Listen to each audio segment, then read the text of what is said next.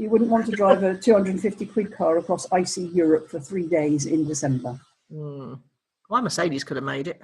I don't think you're a great driver, Nicola, with respect. Oh, how very dare you! You're not. You're not a brave driver. You don't really like driving.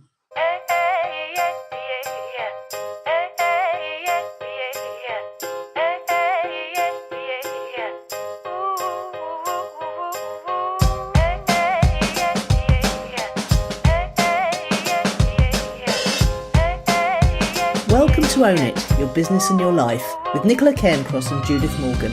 In this podcast, we're going to cover everything you need to embrace to become a successful entrepreneur, marketing, money, and much, much more. How to create a business doing just what you love. How to own it, your business and your life. This one will be fast, funny, feisty, and very lively. So sit back and enjoy the show.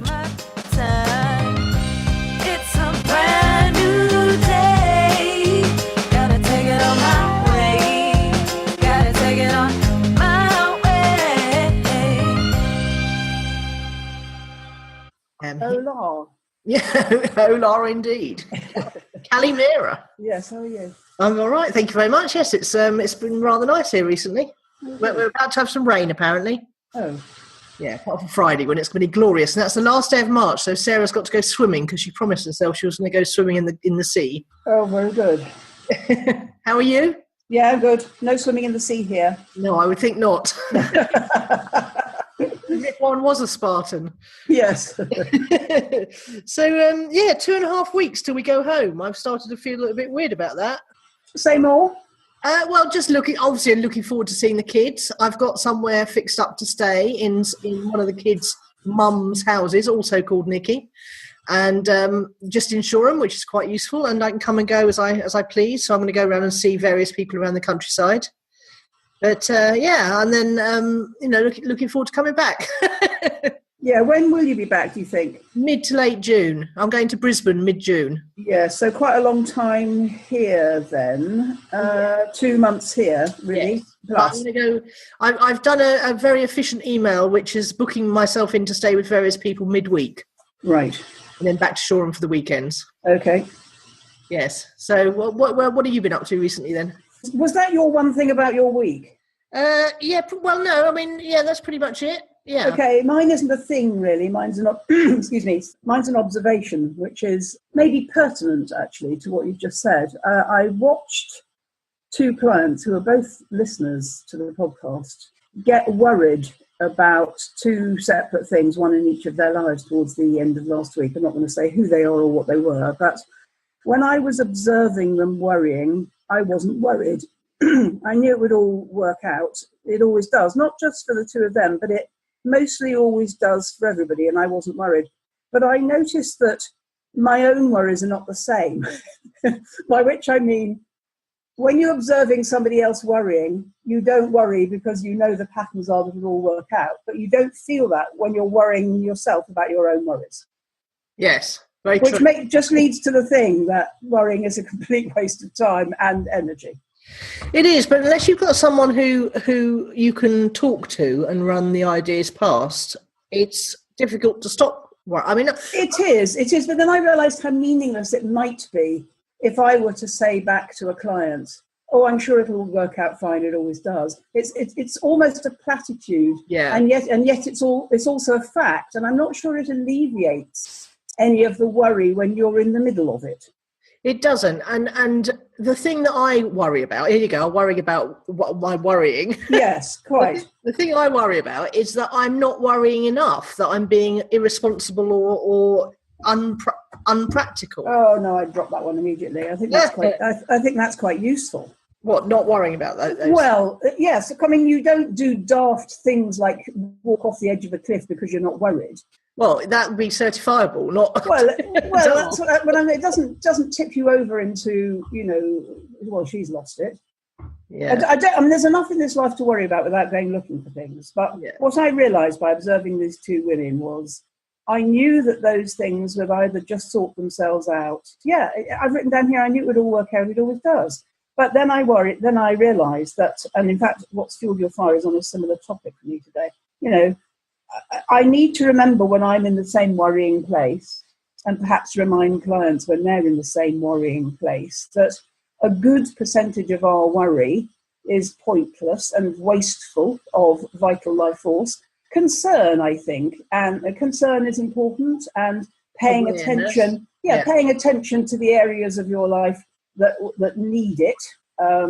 You can't just sit back, can you? And in these two examples, they couldn't sit back; they had to do something. But I was quite confident in their abilities to solve it, and that one of them wasn't as serious as perhaps it looked. Perhaps worrying isn't. Perhaps we're calling thinking about things we need to pay attention to worrying. No. In these examples, they were worried, and I noticed that I am a worrier as well. Not about things like that you worry about, but like I don't want to say the word. Don't. Yeah. But I just think that a lot. I think we could all usefully measure what percentage of our worry is a needless waste of time, and more than that, incapacitates us from focusing on stuff usefully. Yeah, well, I do find I have a limit to my worrying. Quite. I have to take action after about 5 minutes. Well, I think taking action is one of the ways. I remember a therapist always said to me, you should sit with the feelings, don't always rush into the fix. Good point, yeah. And then one of my clients reported in that she'd noticed that there was part of her that had put her in that place where she needed to worry. I.e., not drama queen. I don't think that's the expression she used about herself, but a little last-minute drama is quite exciting, for want of a better word. Yeah, not for me. Not for me. It's not. I'm a planner. But there was a good noticing on her own part. And really the only point I want to make in here is that I've rethunk worrying. Rethunk worrying. Yeah. Yeah, well, I've realised over the years, over the last few years actually, that I'm actually a terribly anxious person, whereas I don't think of myself as that at all. I think people have called me highly strung and high maintenance and things like that, but actually I think it's just anxious. And so I'm making a very concerted effort not to be quite so anxious about things. Like when I move house or move to a new environment, it takes me a good 3 months to settle down and feel safe and comfortable. Which I never really realised before. Now, I look back to the nuttiest times of my life. It was always where I was in a new sleeping environment. So, and you see, that makes me worry for you slightly, because you're going to be quite unsettled over the next 3 to 6 months. If it's going to take you 6 months to settle back into stupor when you get 3 months to settle back in, that's a total of 6. Yes, but I think, that's obviously just something I have to go through. But yeah, I think you do as a nomad. And actually one of my clients that I was telling you about just now was a nomad. And that was part of her anxiety was, our hierarchy of needs, the roof over our head. I'm okay with hotels for some reason. I feel completely safe in those. And I don't know why that should be, because, any time some nutter could break the door down. But, yeah. But no, I feel quite safe in hotels, so that's why. And now you see what's interesting about it is I feel quite safe in hotels, so our feelings are very relevant in this. And do you remember once me and Steve went to a meeting in a hotel in the country, and I remember I was reading a book when you arrived called Risk. And the reason I remember it is because it was a very hot day, and I left it on the dashboard, and the glue melted, so that when I came back, the book didn't really hold together anymore. But what the man said in that book, which is a fascinating read, and you'd like it a lot, is that we worry about the wrong things. We worry about things that aren't very dangerous. We don't worry enough about things that are dangerous. Well, it's a bit like the Americans and terrorists, isn't it?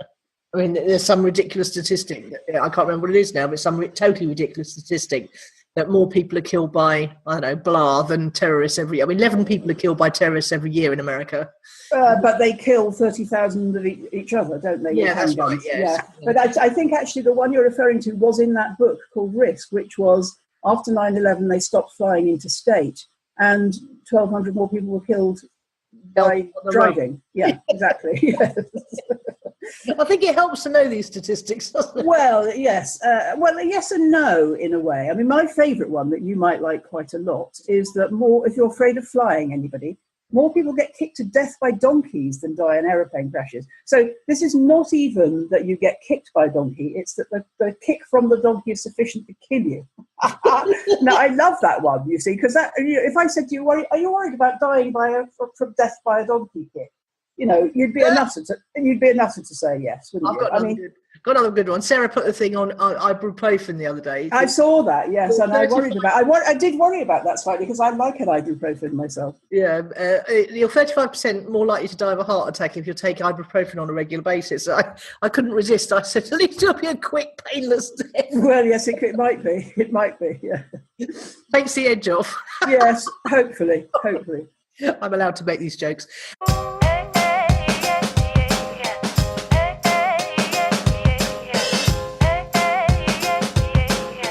Right, moving swiftly on. What's fuel for fire? Well, you go first because mine is on a similar theme. Okay, two things really. One is that my Be Everywhere Online course continues to sell rather well. It's still in profit on the ad spend. But the interesting thing is I've delved a little bit deeper. And bearing in mind that I'm advertising, I saw an interesting thing about Instagram. People between 55 and 75 who use Instagram are very likely to use Instagram or use the internet to research your product or service after seeing you on Instagram. And I thought that was an interesting statistic about older people. And when I delved a bit deeper into my sales, I found that most of them had come from Instagram people, which was interesting because I'm only advertising to women aged 45 to 55. And my target market you would have thought was more on Facebook than Instagram. But no, the registrations are coming from both, but the actual sales recently have come from Instagram. Oh, it's fascinating. I'm not even on Instagram. No, I know. But it is really, I can't quite bring myself to turn the Facebook ads off though, because they are bringing registrations who then go through my whole process, whether or not they turn up to the... But there's no value in that then, is there? Well, I don't know is the answer. Could we test it? Later, not now, but when you're feeling more confident because you've got enough Instagrammers buying, could you test the turning off the Facebook theory? Well, I did turn it off for a while, and then I thought, this is bonkers. Let's turn it back on again, because I was thinking, apart from anything else, it's raising awareness on Facebook, even if they then go on to see it on Instagram and take the action from there. Yes. Now that happened to me once back in the olden days. When I used to advertise my accountancy business. Quite quickly, I did some analysis which showed me that for the first £1,000 I'd spent, I'd made £6,000 in fees. And then after a while, the word of mouth referrals were so good I didn't need to advertise at all, but we kept doing it because then when somebody said to somebody else, have you thought about taking your accounts to Judith? They said, I've heard of her. And it was because they'd seen the recurring advert. Yeah, absolutely. So, so that's fueled my fire is the fact that, the enthusiasm for my course is undiminished. And I tell you what I like about that story is actually that 55 to 75-year-olds, which, on a bad day one could think of as old, but actually includes both you and me, I think, doesn't it? Yeah, and it does. And it also included a picture of a very nice hot man. Well, I like the idea that, because it's very easy to poo-poo older people. And now that we are 55 to 75 ourselves, I like the idea they're all on Instagram, being terribly modern, know? Absolutely, yes.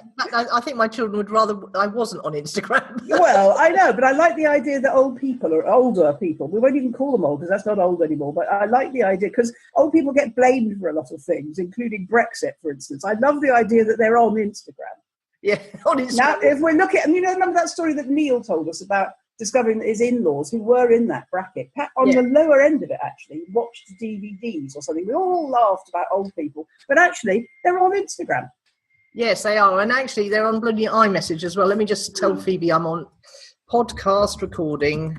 Every week, tell her, and we're on the 125th episode at 10 o'clock on a Wednesday morning. And we had my dad from New Zealand, who I'm not joking, rings on Skype once in a blue moon. He was literally, we were hustling him off at 2 minutes to 12. It was... No, we know you'd only contact us very, very occasionally, Dad, and we love to hear from you. But we can't talk to you now. Oh my God! The other thing about being old, I just got to quickly tell you, I sent Phoebe the footage for this week's V-zine, and there was great excitement in Easy Street, as they call it here, because there was a massive, great forklift truck lifting a big concrete thing over, and they were having to chainsaw off the olive groves, and the Greek men were clambering about, moving the telephone wires, and it was really exciting, Judith. Yes, that passes for action. I know, and it was really noisy and exciting. I mean, it was very quiet here most of the time, and it was very noisy. And we had a pneumatic drill where they were laying some drives up the road. So I went on this little tour with my camera of showing, I thought this will be good for the V-zine. And Phoebe took one look at it and said, "Oh my God, you need to get out more." Yeah, so exactly. If that's what passes for excitement, I tend to agree with Phoebe there. Yeah. So that was funny. I said it's a very quiet life here, Phoebe. Anyway, we must crack on. Have you? Yes. I haven't told you about what's fueled my fire, and it's together with the observation about worry, it's going to be the topic of this week's newsletter. I've been working very closely with a woman. I'm not going to tell you her name on the podcast, but we're helping one another out and always have. She used to be a client, then she became a friend, and now she's what I call a friend colleague. And a friend colleague, a bit like you, somebody where sometimes I pick your brain, sometimes you pick mine. Yeah. And 2 weeks ago, she sent me a long, doubtful email, and I replied at length, and bizarrely she didn't see it, but when she did eventually see it, she said, "Oh, I thought you'd say that." But she's quite a magical person, so I told her in this long email, it's a bit like the two ladies in the beginning. I knew it would be all right for them, and I knew it would be all right for this woman too. And indeed, after I'd reassured her, she then had much better results in the next week, just as I knew she would, and just as I said in that email. But the point of this story is we're partnering up on a few projects right now, and I noticed a little trick that she started doing. When she was advising me, she would send me emails that ended with either "everything's working out perfectly" or "don't worry, be happy." And what they both do is they change up the vibe, and they do make better things happen. Because if you're jolly and you're in that same kind of, she is a magical person, but you're in that same kind of magical space. I know you don't like magic very much, but in the kind of more positive vibe. When she said "don't worry, be happy," it made me laugh a bit and go into YouTube and look up the song and sing along with it. And what happens in both of these examples, now I've noticed her doing it, is the more that she does it, the better results show up in her life, my life, and our joint projects. Yeah, I'd just like to mention that magic is just another word for quantum physics, so I'm perfectly fine with it now. Okay, all right, okay. She's desperate to speak to me today, and so I can't speak to you. I'm sorry, it's the podcast, and then I've got clients. And I will speak to her later because she's excited. But, she's like those first two ladies in the beginning. What I find from observing people is that they have a success process. And this woman I'm telling you about now once called me at 8 o'clock in the morning, very worried, and we agreed what she was going to do. She was going to go into her spare bedroom and clear out all the empty boxes in there. And later in the day, she's calling me going, "You never guess what's happened, you never guess what's happened." Once you know what a client's magical or quantum physics process is, as long as I just get them to go and do it, then they get these fabulous, exciting results later in the day. And it's just fun to notice how she does it, which is she took up a belief that everything's working out perfectly. And yesterday, I got a piece of good news, quite a staggering piece of good news, actually, that I wouldn't have seen coming. And I really think it came from "don't worry, be happy." Yeah, I mean, the tidying thing is, we've always said, haven't we, make space for good things to come in, and tidying's a damn fine way of doing that. It is. We've got some guy chopping down all the bougainvillea today, so he's making space for new growth. Yes, good point. Yeah.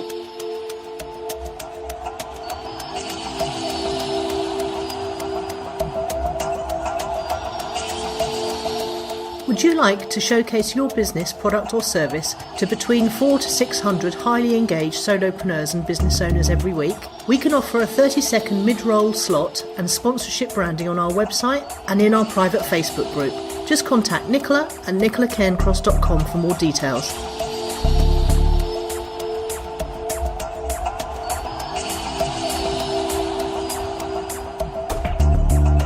Right, here's the challenge. Okay. I keep getting lovely clients and lovely well-meaning friends and family sending me things that they think I need to buy or look at. And I can't quite get it through anyone's heads that it's not a good strategy to buy things when you see them. I prefer to learn things just in time, because by the time you need to know something, if you're following your strategy and just putting one foot in front of the other and you know what you need to do next, you don't want to be distracted, because every single minute that your brain is trying to absorb something new that you don't actually need right now, it's not using its energy to move you that one step forward that you know you need to do. And I've had it with a client this week as well, who got very bogged down in, we agreed what she was going to do, and then she didn't do it. Next thing I know, I get an email all about Aweber. And I'd already told her she's not going to be using Aweber going forward because it doesn't do what we need it to do, which is segment the list according to what people click. But she spent, and I found myself replying, because you can't not reply to a client, but equally I found myself taking a good 15 to 20 minutes typing out the reasons why we wouldn't be using Aweber going forward. And I just thought, why is she focusing on this tactic or this tool when really she needs to be thinking about her overall strategy, which is what we've been discussing in the previous emails. So it was just an interesting observation that if anyone subscribed to AppSumo, unsubscribe right now, because they are the worst. It's like crack for internet marketers. It really is. And I've never subscribed to it because they fire these fantastic offers at you all the time, which people then buy in the hope they might need them one day. But actually, when you get to the point of needing something like that, there might have been a better tool come along, and you've wasted your money, your energy, and your time getting sucked into this thing that you don't actually need yet. It's like it's like strategy versus tactics. It's like just in case learning versus just in time learning. Do you see much of this in your?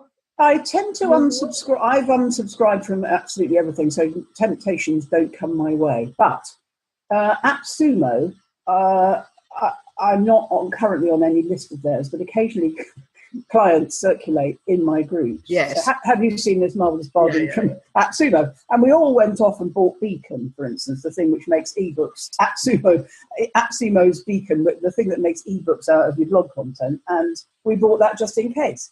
And it's something that I'd love to do one day, but probably will never get around to. So you're right. And good lesson for all of us to observe AppSumo's model. That's what I try and say to everybody. Don't buy the stuff. Just look at their marketing and see why it's made you want to buy.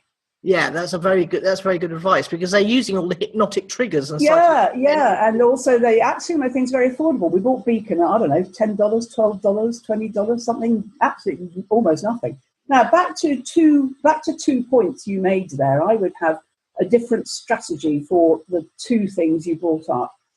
Let's do the second one first because it's slightly easier.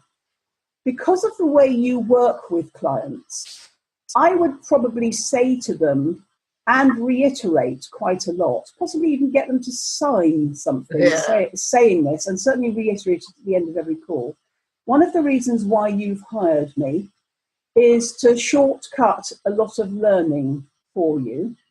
I've tried everything, I've done everything, I've been everywhere, I've been doing it for 20 years, and try and do what we agree at the end of every call, not get deflected by something that a friend is just discovering who may be 15 years behind Nicola in internet marketing. So you've got to kind of get a pact from your clients that they won't be distracted by, I mean, how galling to receive an email. Have you heard of Aweber? Yeah, we've heard it, we've used it, we've rejected it, we've moved on. And I didn't even bother to draw it to your attention because I'm off from it was worse than that, right? It was worse than that.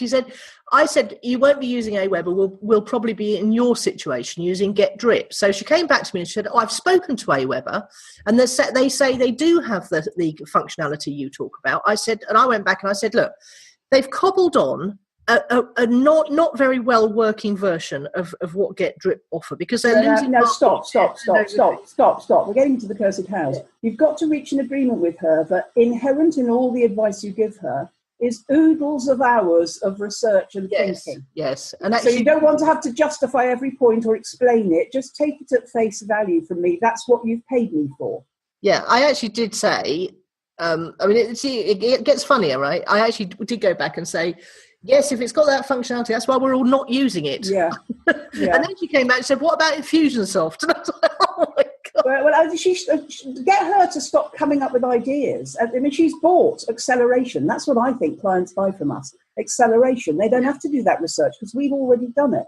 Yeah, we cut through the overwhelm for them. Yeah, well, technically. But this lady you're talking about is relishing overwhelm. And you know what I think's happening here? I think she's terrified by the strategy part of it, so she's seeking consolation in the detail.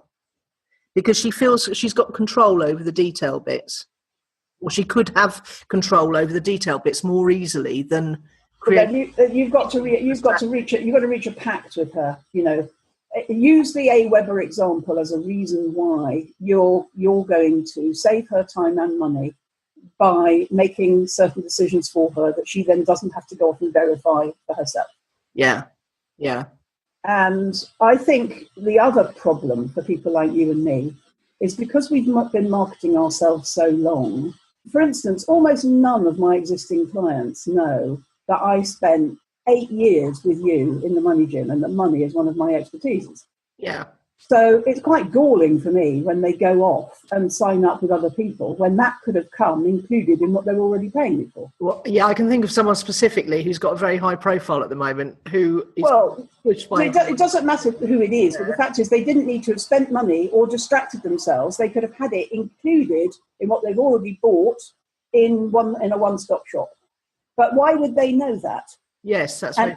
And I think people in a startup situation or starting anything up, it might not be a business, it could be, starting up, working with you with the intention of selling something online or a new way of selling their existing stuff or whatever it is. They do go into, I need to know everything on the internet before I make a decision. And, I think actually the work that I do with clients, and I think there's a risk of this in your situation as well, is actually... threatened, I was going to say stymied, threatened by them looking at too much other stuff at the same time. Yeah, it totally is, yes, because they're not doing the work that they agree. And so they're cutting themselves off at the knees and they're hobbling themselves, they're making it difficult for themselves. And this week I saw one lady who I love very much sniffing around somebody who you and I both know to be a charlatan. And I said in the group, I'm not going to out charlatans by name in the group, but if I see you sniffing around somebody with a view to paying them money who I know is a wrong one, how do you want me to handle this? And more importantly, how will we handle it if I don't know you're about to spend some money with somebody who's a wrong one? Please either run that decision past me before you do it, or at least do it in the cooling off period so you can get out of it if it turns out you've gone a route that... Oh, that's heartbreaking. I mean, I've refused to take money off of someone because I knew they wouldn't be able to handle my program, and they've subsequently gone on to spend several £1,000s with someone who I knew not only wouldn't give a toss about them, but and wouldn't nurture them in any way, shape or form, but whose program was just completely wrong. Well, I know. This is a red herring on this challenge. Let's go back to the first challenge when you said people send me. I think you said friends and family, didn't you? And clients, friends. Yeah, I'd probably just stick them all in one. Now tell me if Gmail has this functionality. I would stick them all in one folder, and that anything that goes in that folder has an autoresponder which says thank you so much.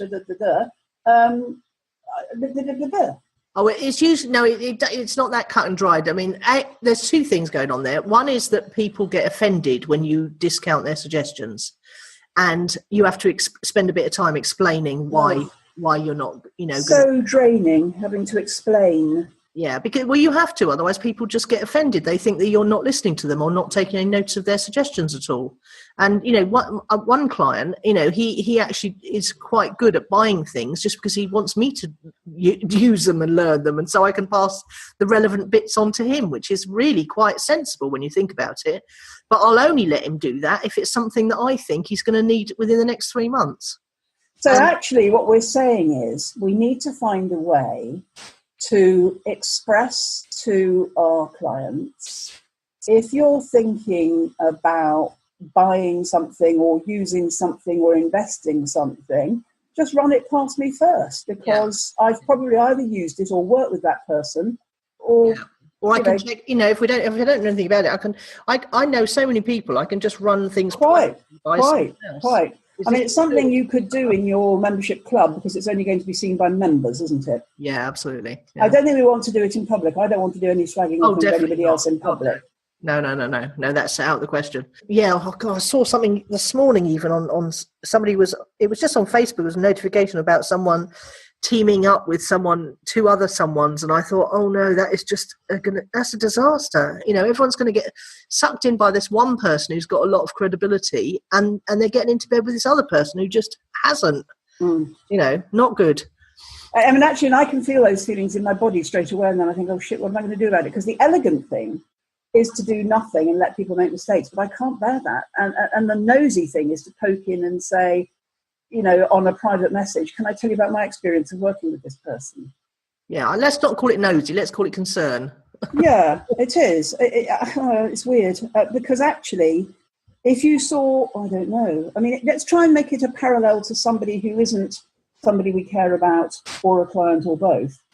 If you saw a complete stranger buying a particular car that you didn't like, or crossing the road dangerously, or watching a television program you didn't approve of, you wouldn't feel the same thing. Well, I might feel someone crossing a road about to get... Well, you would, but only if there was something you could do without endangering yourself. Yeah, good point. Coming back to the psychology of it all... And sorry, what is this Client Challenge of the Week called? What am I going to call it? I knew you were going to ask me that. Yeah. So I have tried to cobble together a title. Yes.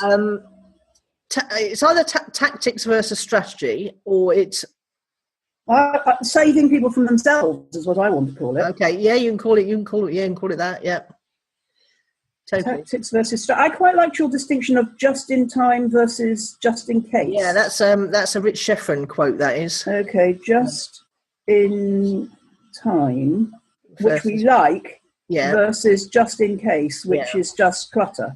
Yeah. Yeah. And it's not just, this is the bit that really interests me. It's not just clutter. It's mental clutter. It's inbox clutter. It's savings tools clutter. It's also, I think people just get a high from buying something that makes them feel like they've taken some action. So buyer's high, that's a good one. Yeah. Buyer's high that feels like action. Because I know that, the tension, the last thing I bought from a really good marketing thing, the tension you feel up to the point of purchase is incredible, especially if there's time limited. And this is why I've unsubscribed from everything. I've completely taken that whole thing out of my life. Yeah, and then you buy it and you feel like you've done something. Well, only for about 10 seconds. Well, until you start to realise you've then actually got to work through the course. Well, yeah, so actually what it does is marketing turns us into junkies. Well, that's exactly what it is. It's complete. It's complete some sort of adrenaline thing. Yeah. Well, it works with shopping and eating and drinking and drugs and sex and rock and roll, doesn't it? I've got to have it. And then as soon as you've had it, you need more of it. Well, it's obviously short-term gratification thing going on, isn't it? Yeah. Yeah.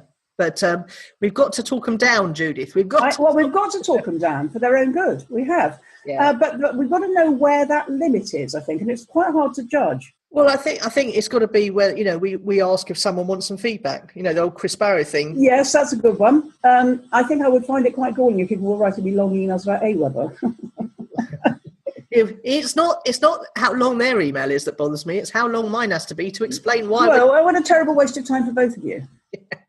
Well, that's what I said. I actually put quite a terse reply at one point, and then I thought, oh no, that's a bit rude. I'll put underneath sent from my iPhone.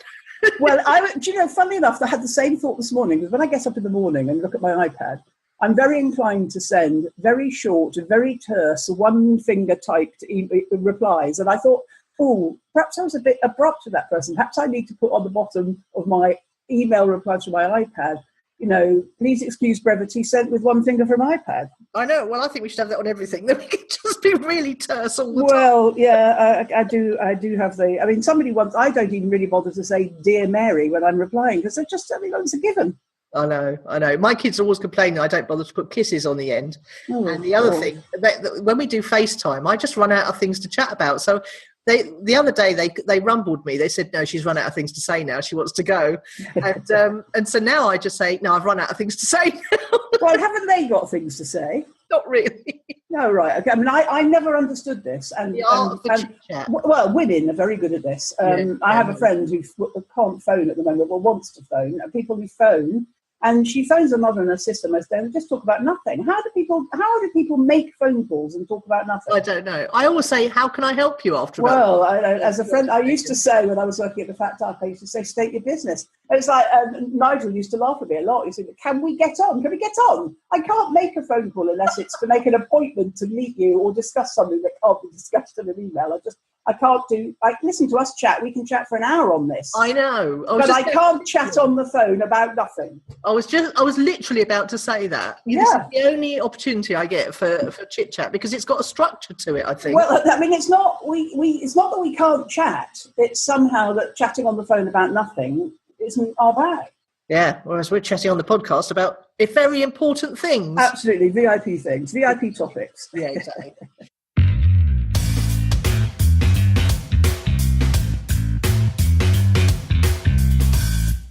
So what's your word of the week then? Well, it's piecework. First of all, I wrote down piecemeal, and I realised I'd erroneously used the word piecemeal to the client yesterday. Piecework is exchanging time for money, hourly paid rates, often worse than hourly paid rates. It's where ladies typically, these days in Vietnamese factories, get paid by the number of items that they make. So if you were a lace maker and you were at home in your Victorian slum, and you would be paid by each collar that you made, piecework. And I've written down here, exchanging time for money. As a self-employed person, it's worse than a job because there's no sick pay, no holiday pay, and no pension. And yet it is where all my clients start. I charged him X quid an hour for that. Stop it. Don't do that. We need to start charging by value, not by X quid an hour, because then everybody will want it like that forever, and you won't want to deliver it like that forever. Yeah, good point. Stop being a Victorian lace maker. The only thing about if you'd been a cunning Victorian lace maker was that you'd have started to charge a tiny bit extra and outsource. Well, I think they did. But I think in 2017, we're talking about the Nike shoemaker, and they do it in a factory, and you can't do that. People are watching. But yes. It's quite common for the artistic kind of people, isn't it? To, they make a piece and that's it. I was talking to someone the other day, in fact, someone and he's been emailing me about marketing help. And he's got a very, very, very specific artistic thing where he charges, quite a lot of money for a very beautiful piece of work of art. And, he's found finally, after all these years, he was in the money gym with us. I know who you're talking about, and he has finally found something absolutely wonderful and marketable, I agree. I'm very excited for him. Yeah. And the other thing is that, I was talking to someone emailed me the other day, and I was thinking about, your clients. I was thinking about, I said limited prints, don't sell your paintings, create limited number prints of your paintings. Well, we do both now. We do both. And the big prints, the big ones are going for big money. Yeah. Right, let's go back to your word of the week. Independence. Okay. Sarah and I were talking the other day about it because there's a car issue out here. I don't want a car because it'll stop me walking, and walking is what's helping me lose weight. And it gets me out of the house, and I really quite enjoy it here. But I would like a car to go poodling off occasionally. So and it's funny how it works here. I'm not joking. It's about 20 pieces of paperwork to get a car registered if you buy one. And the insurance situation is different in that the car is insured rather than the person. So it's not like I can go and get in someone else's car. Well, theoretically I could. It sort of makes it more complicated, but also, So I was thinking it's probably easier just to buy a cheap car in England and drive it back here for 6 months and then take it home and dump it and buy another one. Because it's the car, not the person. But I was also thinking, and Sarah was saying, well, why don't you ask, we know loads of people around here with cars, why don't you just ask to borrow it occasionally? I don't want to. I want to be independent. I want to have my own transport. Mm. Not quite brave enough for a scooter yet. Yes, I certainly would, if I were you, and I'm not, but I would certainly take my own car on sur le continent. Mind you, Greece is quite a long way, but even so. Yeah, and you can do it in 3 days apparently. And the other thing is that, but you can only keep it here for 6 months. Yeah, and then it has to go home and be sold on, and you buy another one. Mm. Which is a bit of a pain, but I don't know. Cars are so cheap now. I sold my beautiful Mercedes, which I love so much, 250 quid. The only thing is, if you drove it out in June, you wouldn't want to be driving it back across Europe in December. Mm. No, you wouldn't. Mm. No, you wouldn't.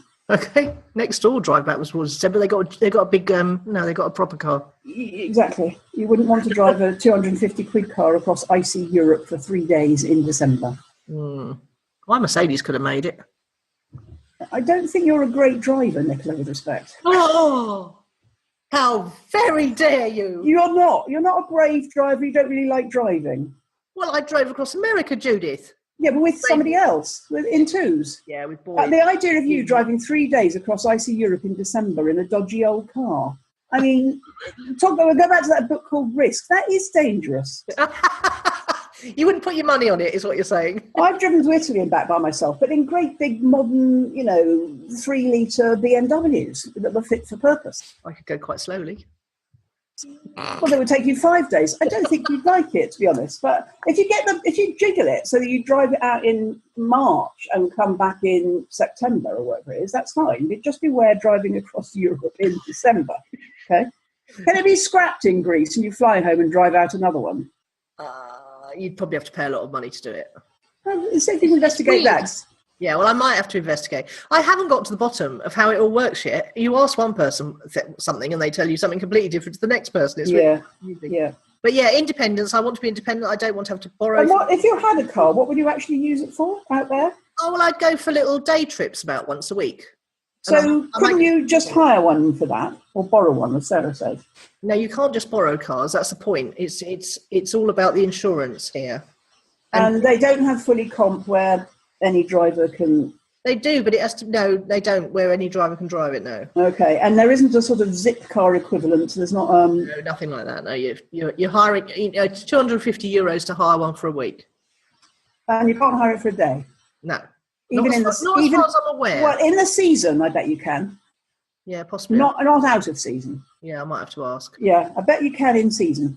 But, it's not about that, Juice. It's not about having a purposeful outing planned. It's about thinking, I fancy going to Agnick today and popping out the door and getting... Yes, well, that's the beauty of a car, isn't it? That you can just leave the house and go. So, I mean, literally, we've been here 6 months. And I've been to Agnick once and Cardamili once. And you would have liked to have gone to the moor? Yeah. Okay. And I would have liked to gone further afield, yeah. Exactly. Okay. Yeah. But not to the point of, it's making me upset. It's an idle... No, I've got you. Okay. But I don't like asking people. I don't even like asking the lovely Steve who's here cutting our bougainvillea. No, I don't like asking people either. And I think that's a fault of both of you and me. Yeah, fiercely independent. Yeah. To a fault. Yeah, I think it is a fault, actually, because people love to help. They do, indeed. And I love to help other people. So and I think people appreciate independence. You don't want to be needy. You don't want to be needy all over other people. But they do, That's how it makes me feel when I have to ask for favours. Yeah. Or needed, don't I? I've lent my car in the UK to lots of people, lots of times over the years, never thought twice about it and had insurance that allowed me to do it. I realise it's not the same. But I wasn't upset when people asked me if they could borrow my car. And I wasn't upset if people asked me if I'd like to drive them somewhere. You love driving. I do love driving. Yeah. Because you're a better driver than me, apparently. I am. I wouldn't want to drive you to Greece. You're a shitty passenger as well, actually. All that nervousness. No, don't. Sarah's laughing her head off in the background. Yeah, I know. Once there was a terrible moment where I put you in a topless car, a dreadful fuss about hair. Do you remember? I do, yes. I was a princess in those days. I think you've got over it now. You've got over the hair thing, so that's good. Yeah, I have to, because every week on that V-zine, Phoebe picks the bit where the wind blows my hair and slows it down. So. Have you seen the new style for hair? I read an article. I'll put it in the group later. I think you'll like it. There's a new thing about hair that gets women out of the tyranny of blow drying. Well, yeah, that'd be good, wouldn't it? It's all the rage. I'll show you later.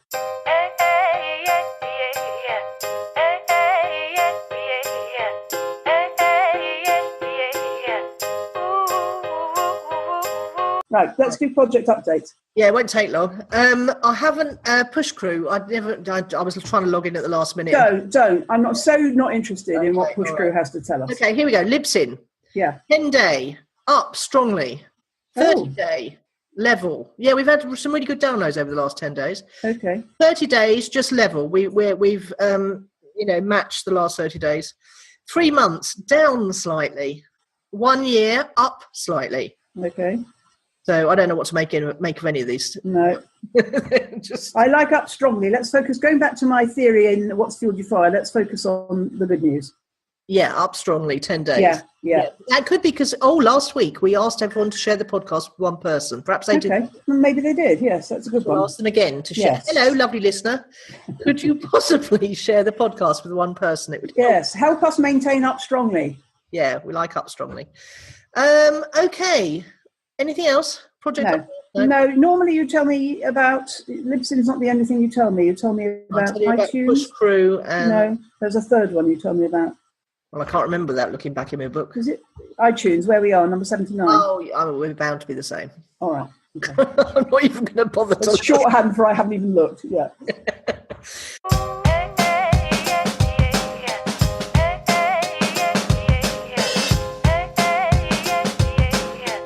So who or what's impressed you then? Yeah, I'm going to start by telling you about a family who we know. Margaret Collins, who worked with us in the Norwegian. Oh, yes.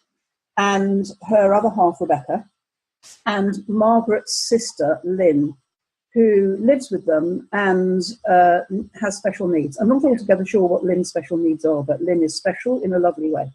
And when we first knew Margaret, Lynn was looked after by Margaret's dad, but Margaret knew that the day would come when her dad would die and they would have to look after Lynn. And that's the place they're in now. But this is what's impressed me about their family, and they do everything as a threesome, which is great. Twice they've come up to London recently from Cardiff, where they live, at weekends. So think of the time, the hassle, the money, and the energy cost of that at weekends. They've come up twice to march in London for their principles and political beliefs. And this last weekend was about Brexit, which they're deeply against. Margaret was then trolled quite viciously on Facebook and called some vile names. But she stuck to her guns again, her principles of democratic debate. She doesn't only want to see reflected on her Facebook timeline her own views, because, of course, then you live in the bubble, you don't really know what's going on. They embody democracy in action. They have high values and they're prepared to march for them. You see, I agree with them, but I'm not prepared to march for it. So they're better than me. They also sing in a choir for Water Aid, and they do all of this as an inclusive threesome family unit. I just think that's awesome. That really is, yeah. I was seeing the marching thing. I can't imagine being brave enough to do that. Well, they've done it twice. They've done it twice. I think once, the previous one was to the NHS, I can't remember. But they march for their principles. They don't just espouse principles. They march for their principles. They sing for their principles. You know, that costs money. Imagine the three of them getting on a train from Cardiff at a weekend, coming to London. They loved it, as it happens. But it takes time, hassle, money, energy at weekends when you've already worked hard in the week. And I know Margaret's one of the hardest workers that we know. You know, she's just such a top person. And I love Rebecca, and I'm even very fond of Lynn. I've never met Lynn, but you know how you get this sense of people from the stories that you hear about them. I just love their family, and I admire them for having the courage of their convictions. I wonder if they were at university in the 70s. I'd lay money they were. Well, I have marched back then, but I had knees back then. But they're my age, well, not quite as old as me, but they are in their 50s, and they have these principles. Yeah. That they march for. Yes, I think it's brilliant. I can't imagine doing it myself. I've never marched for anything because I don't like the thought of being in a big crowd like that. Well, I don't think anybody does, but they override all discomfort. Discomfort various: financial, time, hassle, money, energy, crowds, you know, dealing with Lynn in a crowd. They override all of that because the principle's more important to them. And this is high values and democracy in action, and good on them. I'm even more proud because we know them. So what's that? I know people who are doing heroic things. Sarah McCluffrey, she and her brother and her husband and her father and her son, they all did it as well. You know, these people are top-tastic. They are taking action that they consider right for the protection of on behalf of everybody else who's too lazy to do it. Yeah. Myself included. Yeah. Now tell me who or what's impressed you. I'm going to sound very shallow now. Well, no, you're not. None of us are in their league. That's the point I'm making there. I was going to tell you about the new waiter at Cafe Acto. Yes, tell me. Has he impressed you? He seriously impressed both of us. Okay. By the way he looks or something else? totally drop dead gorgeous. Okay. It was hilarious. Because there's a lot of very great waiters out here. I mean, I'm very interested in the whole service industry thing, and especially as my kids work in hospitality as well. It's quite, I find it quite interesting. And I barreled up to our usual cafe where there's an extremely pleasant set of people working normally, and this vision walked up to me and twinkled at me, Judith. I mean, it was really quite shocking, really, the level of twinkliness. And I ordered it. I was on my own that day. Sarah, I don't know, we'd missed each other or something, and she'd gone on home. And I said to her yesterday, I said, you go ahead and order the coffees. She wasn't where I expected her to be, which was Toasteki. She was in Cafe Acteon, and she kept rolling her eyes at me in this really dramatic fashion. I arrived at the table, and I didn't know what she was trying to tell me. And actually, what she was trying to tell me was that she'd spotted the waiter. Yeah. I don't know how we're going to concentrate. So is it? We're not even saying he's a good waiter. We're just saying he's gorgeous to look at. Is that what we're saying? Who cares how long he takes to bring our coffees, Judy? It's worth waiting for. No, there's just something about him. He's just got. He's got a very deep voice, which is very good. What's his name? We don't know yet. Oh God! You two are no good at all. No, but he's just something about him. He looks you. Sarah was saying yesterday, he looks you straight in the eye, and then he twinkles at you. It's like he turns on the. Well, you two. I mean, I'm surprised you're not melted in little pools on the ground. But no, I'm afraid he's the only thing that I can think of that's impressed me this week. So I've written down here for my notes: new waiter, Cafe Acteon, hospitality, shocking level of twinkliness. Yeah. Oh dear. I'm trying to get a surreptitious picture. Yeah, and I am having to agree with you now. That is terribly shallow compared to Margaret and her family marching for their rights. Yes. It's a great way to end the show, though, isn't it? Yes, it is. And I've noticed, by the way, not many jokes recently, so none of those funny bits in the beginning. We haven't been that funny. Well, we'll have to put that bit about you having a shocking level of shallowness. Because there's a lot of laughter around that. Well, the only problem is that more and more people now are listening to this podcast locally, so I have to be a bit careful. Right, okay. He might be someone's son. Okay. I was trying to tell Phoebe about him to entice her out here, and she kept just typing, ooh. Well, shouldn't quite, that her mum is lusting after a child. Shouldn't he be in the VZ? Well, I was trying to surreptitiously film the sparrows yesterday so that I could get a bit of a shot of him, but it would all have been just too obvious. He probably goes indoors and says, look at that old... What was the word you just used about yourself? Barrel. Look at that... Oh, I don't know. Look at that old barrel photographing me. Old lush. Oh, no, it's only coffee at that time of day. We're all right. What I mustn't do is go in there in the evening and have a cocktail. Oh, no, that would be desperate. Let's hope he doesn't do the evening shift. Yeah. Anyway, on that happy, jolly Tuesday. Yeah, you're a liability to yourself. I am. Get me home quickly, someone. Yes, absolutely. What's the date for that, by the way? 15th of April, Easter weekend. We're leaving just as it really gets going here. All right.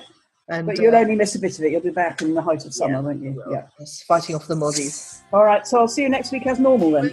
See you later. Okay, bye. Gotta take it on my way. It's a brand new You've been listening to Nicola Cairncross and Judith Morgan. The podcast is called Own It, Your Business and Your Life. Do come and visit us at ownitthepodcast.com. We'd love to hear your feedback. You can find out more about Judith and visit her on her website at judithmorgan.com, and you can find Nicola at nicolacairncross.com.